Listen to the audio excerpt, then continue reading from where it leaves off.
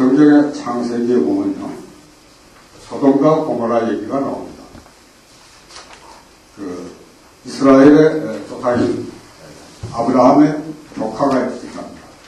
조카 롯은 소돔에 살았습니다. 그런데 천사가 내려와 얘기를 했습니다. 이 사악한 두 도시는 증거를 받을 것이다.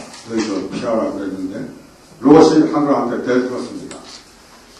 그러면 만약에 이 두 도시에 50명의 hen자가 있다면 그래도 공이 면할 것입니까? 라고 묻습니다. 대들죠. 하늘은 좀 찾아봐라 라고 해결의 방법을 줬죠. 그러나 결국 찾지를 못하고 소돔과 고모라는 유황불에 태워져서 지구상과 역사상에서 사라지고 말았습니다. 그 마지막 순간에 롯의 가족들이 이제 피난을 하는데 그 마지막 순간에도 롯의 처는 이 마지막 약속을 지키지 않았습니다. 뒤를 돌아보지 말라 했는데 또 돌아봐가지고 소금 기둥으로 됐답니다. 그런데 이 성서공학자들이 밝힌 바에 의하면 그 소금 기둥이 지금 많답니다. 그 사해에 그 염분 있는 증기가 와가지고 이렇게 많이 자생이 되어 있답니다. 그리고 소돔과 고모라의 유화도 발견했답니다. 그러니 이 이야기는 그냥 상징적인 얘기는 아닐 것이다 라고 생각이 됩니다. 그러면 이 얘기 중에서 중요했던 것은 하늘의 징벌은 하늘을 따르지 않으면 징벌이 따르고 징벌에는 또 해결의 열쇠도 좋다 하는 내용을 우리는 기억하고 싶은 겁니다. 오늘날 우리는 어떻습니까? 지구 환경을 철저히 파괴했습니다. 사람의 마음이 짐승의 마음으로 바뀌었어도 누구 하나 이상하게 생각하지 않는 시대와 무감한 시대에 와 있습니다. 이것은 하늘이 하지 말라는 행위에 해당됩니다. 그렇다면 필히 오늘날 인간한테도 징벌은 따르게 되어 있다 라는 것을 전제를 했을 때 그것은 초고령 사회가 하나의 징벌로 나타나지 않느냐 우리는 이렇게 생각을 해보았습니다. 그러나 조금 전에 우리가 얘기했듯이 징벌에는 필히 열쇠가 함께 주어지기 때문에 그 열쇠를 발견할 수 있지 않겠느냐. 그래서 은빛둥지는 희망의 열쇠를 찾았습니다. 그것을 노인이 생산적으로 변화를 한다면 이것은 하늘이 약속한 열쇠가 아니겠는가 이렇게 생각했습니다. 그러면 그 열쇠를 어떻게 어떤 방법으로 달성할 것인가? 이것은 우리는 IT를 하고 있기 때문에 컴퓨터로 제작하느냐라고 했고 10여 년 동안 우리는 IT를 가지고 실험을 해오는 과정에서 생각을 해봤습니다.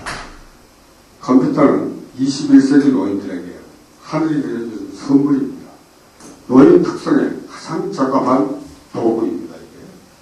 손가락만 있으면 세계 어느 곳과도 실시간으로 접촉이 되고 인류의 모든 문화유산과 자기의 기나긴 경험도 하루아침에 정리할 수 있는 이러한 위대한 도구죠. 손가락이 10개도 필요가 없습니다. 우리 조경숙 할머니라고 당시에 81세고 지금 83세인데 그분은 오른쪽에 손가락이 2개 뿐입니다. 그리고 왼쪽에 5개, 7개의 손가락인데 이 7개의 손가락 가지고 영화제에서 대상을 탑니다. 나의 망초의 얘기라는 작품으로 대상을 타시는데 손가락 7개 가지고도 타는데 10개 가지고 왜 못하겠습니까? 노인의 가장 적합한 툴이라는 걸 강조하고 싶은 것입니다. 조경석 할머니는 올해 83세인데 2년 전에 중국 대전에 독립군 촬영을 갔다가 중국 사람이 운전을 잘못해서 교통사고로 입원 중입니다. 그러나 5월달에 퇴원하신다는 소식도 들었습니다. 오늘의 노인들은 민족 상잔의 6.25를 거쳤습니다. 그리고 민주화의 새벽인 4.19를 거쳤고 또 군사독재의 5.16 그리고 민주화 투쟁을 거친 세대입니다. 전쟁의 폐허에서 우리 종국을 갖다가 세계 10대 경제강국으로 부상시킨 그 뒷걸음이 된 세대입니다. 자녀들 교육과 가정을 지키고 자녀들 성과를 지키는 이런 것에 한평생을 바쳤으나 자기 일생에 대해서는 정작 아무런 준비도 하지 못했던 어리석은 세대이기도 합니다. 그러나 국가가 그렇다고 어떠한 보안 복지 대책도 없이 허술하게 방치된 이러한 세대입니다. 그러나 여러분들은 아마 배고픔 세대로 생각이 드는데요. 이거는 그러자 900만이 있다고 하네요. 이분들은 산업화를 달성한 분들이고 민주주의를 쟁취한 자랑스러운 세대입니다. 이제까지의 노인들과 다른 예비 노인들이시고 이분들이 노인대회에 합류했을 때 노인의 개념은 달라질 것이고 새로운 작업들이 일어날 것으로 생각하고 있습니다. 그런데 노인에 대해서 서양 노인학을 우리가 한번 생각하지 않을 수가 없습니다. 서양의 노인학은 5가지의 키워드로 정의를 하고 있습니다. 무식하고 가난하고 소극적이고 피도극적이고 비타협적이다 이렇게 규정을 하고 있고 그 규정을 대상으로 사회의 그 구제의 대상 좋게 말해서 구제의 대상인데 쓰레기같이 취급을 하고 있습니다. 이건 서구의 노인학입니다. 시청에서 매일 아침에 쓰레기를 가져가시는데 그 쓰레기도 재생에 아주 귀중한 자원이 될 수 있습니다. 그런데 어찌하여 인간에게 이런 쓰레기라는 뜻을 붙여가지고 대처를 하고 하느냐, 연구를 하느냐 하는 문제를 제기하고자 하는 것입니다. 우리 대한민국은 노인학입니다. 그렇기 때문에 서구에 또는 북부에 일본의 노인학을 가져다 적당히 버무려가지고 행정에 이렇게 반영하시는 것 같은데 여기에 보건복지부에 노인 일자리에 관한 유형이라고 해서 여기다 써봤습니다. 여기를 보게 되면 월간 이 홍보문입니다. 월간 20만 원이고 7개월 동안 보장한다는 것입니다. 그래서 2010년에 노인 일자리를 갖다가 18만 6천 개를 만들었다고 이렇게 쓰여 있습니다. 그러나 이걸 자세히 보면요. 아주 저임금인데 그것도 한시적이라는 조건이 붙어있는 것입니다. 대부분이 단순 노무직이고 노인들한테는 무리한 부담도 갈 수 있는 것들이 있습니다. 오늘날 노인들의 70%는 일하고 싶어 아까 얘기와 같이 준비 없던 노인들이 많고 국가 대책을 흡수하기 때문에 70%의 노인이 일하고 싶어 하나 일하는 일이 없습니다. 아버다 보리나 이런 데 가보시면 노인들이 새벽부터 나오십니다. 점심만 계좌하시려고 한 1km 정도의 5시부터 줄을 섭니다. 노인복지관하고 옆에. 이렇게 노인들이 일하고 싶어 하나 노인들의 일을 주지 못하고 있는 현실입니다. 이것은 한국적인 노인 일자리가 개발되지 않았다라고 저는 얘기하고 싶은 것입니다. 왜냐하면 수준에서 어떤 대상을 갖다가 아까 쓰레기로 표현했습니다만 그렇게 하다 보니 한정이 되어 있는 거죠. 한국 현실에 자생하는 좀 더 우아한 노인 일자리는 개발될 수 있다고 생각하는 것입니다. 그러면 대한민국의 노인들에 대해서는 어떻게 접근을 해야 되는 것인가? 그래서 노인에 대한 용어부터 규정을 하고 봐야 되지 않냐 이렇게 생각이 됩니다.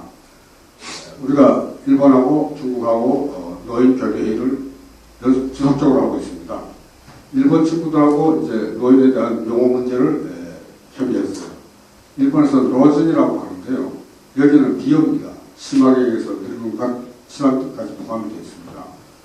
근데 중국 친구들하고 또 이걸 토의해보니까 거기는 아직도 종로의 염이 있습니다. 종로의 염이 있고요. 근데 한국은 어떠냐면 그 중간쯤에 있잖아 이렇게 생각이 됩니다. 지금 여러 곳에서 이 용어를 갖다 어르신으로 바꾸자 이렇게 이제 하시고 있는 것 같은데 이 어르신이라는 말은 안 되죠. 왜냐하면 아랫사람이 윗사람을 높여 부르는 말이지 노인 스스로는 쓸 수 없는 단어죠. 그렇다면 공용어로 될 수가 없죠. 그래서 노인이라는 말을 써야겠다. 아직도 경로사상이 붙어있고 투고사상이 붙어있는 우리 현실에서 좀 더 뜻을 업그레이드 해가지고 노인으로 용어를 정의하는 게 좋지 않느냐. 즉 법적 용어도 지금 이제 문제가 있으니까 헷갈려가지고요. 노자를 자세히 보면 이게 노인이 구부러진 형상을 표시한 장형 문자죠. 근데 그걸 빼가지고 안에 아들 글자자 아들이 받쳐드리면 그게 효가 되죠. 효자가 되죠. 이 효사상은 이게 형식적으로 생긴 것이 아니죠. 농경사회에서 절대적으로 노인의 경험이 필요했기 때문에 그분들의 말씀, 그분들의 생각, 경험이 그 사회를 이끌어가는 중심이 되었기 때문에 효사상이나 경로사상이 있었던 것이 필연적으로 있었던 것인데 오늘날 노인들은 별 볼일이 없다 이렇게 그러한 효사상, 경로사상이 남아있는 우리 현실에서 우리는 노인에 대한 새로운 규정을 해야겠다는 것입니다. 어떻게 들으실지 모르지만 노인은 부자입니다. 역설이 아닙니다. 증거는 대자입니다. 첫째, 노인이 죽을 때까지 누구한테나 어느 곳에나 구애받지 않은 무한대의 자유시간을 갖고 있습니다. 누가 원할 사람도 없고 갈 데도 없습니다. 이 자유시간은 무한대라는 것입니다. 그 다음에 7, 80을 살면은 어느 한 사람 같은 경험을 한 사람이 없습니다. 전부가 다른 경험을 했습니다. 그러니까 차별화된 경험을 가지고 있다는 것이죠. 정보화 시대에 가장 핵이 되는 것은 가장 값이 되는 것은 정보입니다. 경험은 즉 정보와 연결이 될 수 있는 것입니다. 그래서 모든 노인들이 그 자기의 경험을 데이터베이스화한다면 IT 툴을 무한대의 시간을 활용해서 IT 툴을 익히고 자기의 경험을 데이터베이스화한다면 이것은 사회에 다시 피드백할 때 사회는 제3의 발전 동력으로 가능하다라고 전제하자는 것입니다. 예를 들면 제가 이제 캄보디아에서 이작 경험이 있는데 그것은 벌써 20년 전 얘기인데 지금 어떤 젊은 친구가 그것을 하고자 하는 사람이 만약 있다고 가정했을 때 나를 만나면 상당히 도움을 줄 수가 있겠죠. 그러나 그 사람이 나를 만날 방법이 없지 않습니까? 그런데 만약에 데이터베이스화 되어 있다면 그 사람은 인터넷을 통해서 나에 대한 경험을 보고 어떻게 하면 쇼크할 수 있고 어떻게 하면 어려움이 닥치나를 알 수 있죠. 내가 10년 걸릴 걸 그 사람은 1년 만에 해낼 수도 있는 이러한 쇼크를 제공할 수 있다. 그렇다면 이게 나의 경험만으로 문제가 아니고 모든 노인이 경험이 데이터베이스화 된다면 그것은 우리나라의 가장 자랑스러운 북북의 가치가 있지 않느냐 이런 제안을 해보는 것입니다. 그래서 노인들 스스로는 자각을 해야겠고 초고령 사회를 적극적으로 대비하는 자세를 가지고 있어야겠다 하는 것입니다. 토종 한국 노인학이 빨리 정립이 되어가지고 이것이 행정에도 반영이 될 수 있는 그런 시대가 와야 되지 않겠느냐.